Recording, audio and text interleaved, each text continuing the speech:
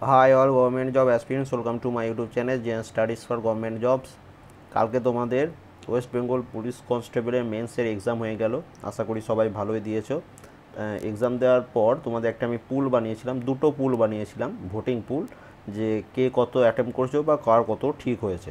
তো প্রথম যেটা আমি বানিয়েছিলাম পুল, প্রথম পুলটা দেখাচ্ছি, যে 70+ পেয়েছে দেখো 15%, কতর মধ্যে? 1100-র মধ্যে। ঠিক আছে, মানে প্রায় 150 থেকে 200 জন ধরে নাও। 60+ পেয়েছে 6%, 50+ পেয়েছে 14%, 45+ পেয়েছেন 15%, এবং 40+ সবথেকে বেশি 50%, জাস্ট টোটাল সিটের মধ্যে। ঠিক আছে, টোটাল সিটের মধ্যে 40+ পেয়েছে 50%, মানে হচ্ছে 1100 জন ভোট দিয়েছিল, তার মধ্যে 50% মানে ধরে নাও 550 জন 40+ পেয়েছে, মানে 40 থেকে 45-এর মধ্যে পেয়েছে।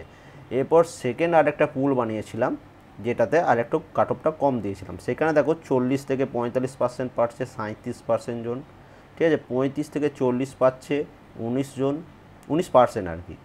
30 থেকে 35 পাচ্ছে 26, এবং তারপরে দেখো এখনও আরও কমিয়েছিলাম, 25 থেকে 30 মধ্যে পাচ্ছে 11%, এবং 20 থেকে 25 পাচ্ছে 7%।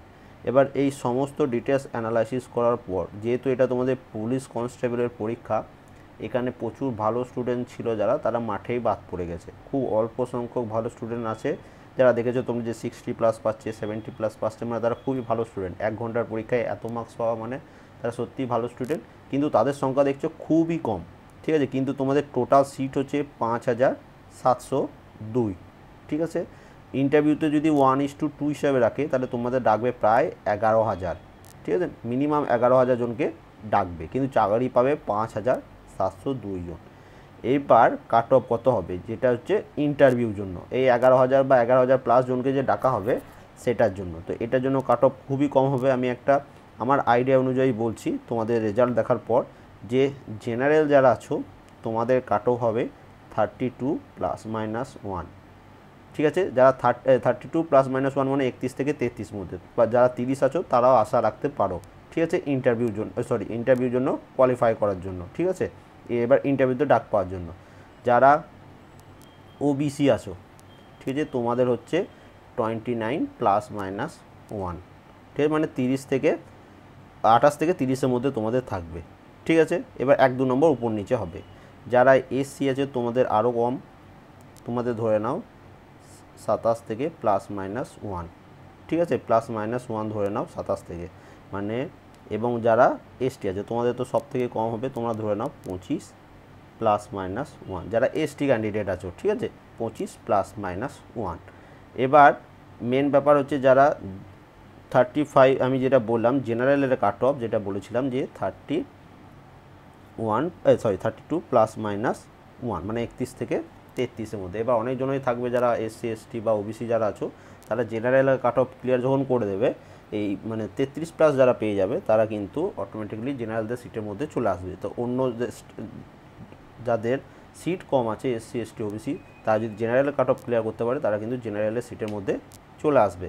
এবার মেন ব্যাপার হচ্ছে, এই মনে করো কেউ একজন 33 পেয়ে পাস করলো, সেই কি চাকরিটা পাওয়ার কোনো আশা আছে?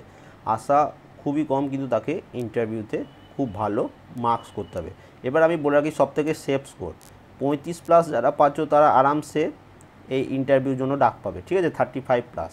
এবং যারা 42+ আছো, মানে তোমাদের মার্কস ক্লিয়ার করে 41+ যারা আছো, তারা 100% তোমাদের চাকরি হয়ে যাবে, যদি ইন্টারভিউতে মিনিমাম 7 বা 8 বা 9 নম্বর আনতে পারো। 15 নম্বরে তোমাদের ইন্টারভিউ হবে, তার মধ্যে যদি 7, 8, 9 যদি নিয়ে আসতে পারো, জেনারেল ক্যান্ডিডেটের কথা বলছি, তাহলে কিন্তু তোমাদের 100% চাকরি হয়ে যাবে।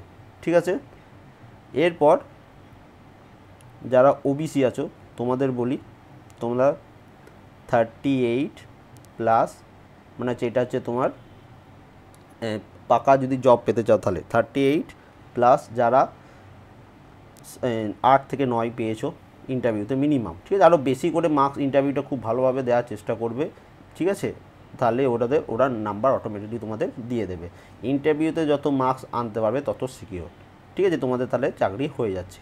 যারা এসসি আছো তোমাদের 35+9 বা 10 বা 8 বা 9 যা ধরবে, ঠিক আছে, এইটা আনার চেষ্টা করবে ইন্টারভিউতে, তাহলে কিন্তু তোমাদের হয়ে যাবে। এবং যারা এসটি আছো, এসটিদের জন্য হচ্ছে তোমার ধরে নাও 30 প্লাস 60 থেকে 8, এসটি যারা আছে তোমাদের জন্য। ঠিক আছে, এখানে হলে পাক্কা তোমাদের একদম জব হয়ে যাবে, এইটা যদি আনতে পেরে থাকো।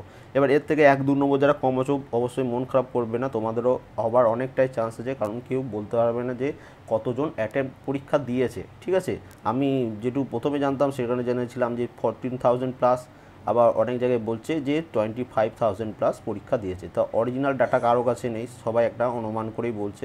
এবার টোটাল কতজন পরীক্ষা দিচ্ছে তার উপর ডিপেন্ড করছে তোমার কাট অফটা কত বাড়বে কত নামবে। কোশ্চেন তোমাদের ইজি টু মডারেট ছিল, জিকে খুব ইজি ছিল, ইংলিশটা এমনিতেই সবার কাছে টাফ লাগে, ম্যাথে কিছু কোশ্চেন ছিল যেটা লেন্থি মানে করতে টাইম লাগবে। ঠিক আছে, রিজনিংও তোমরা দু একটা ভুল করেছো, আবার অনেকজনের কাছে শুনছিলাম যে বি অ্যান্সার হবে সে সিতে গোল পাকিয়ে দিয়ে চলে এসছে, তো এরকম ভুল প্রায় জনেরই হয়েছে।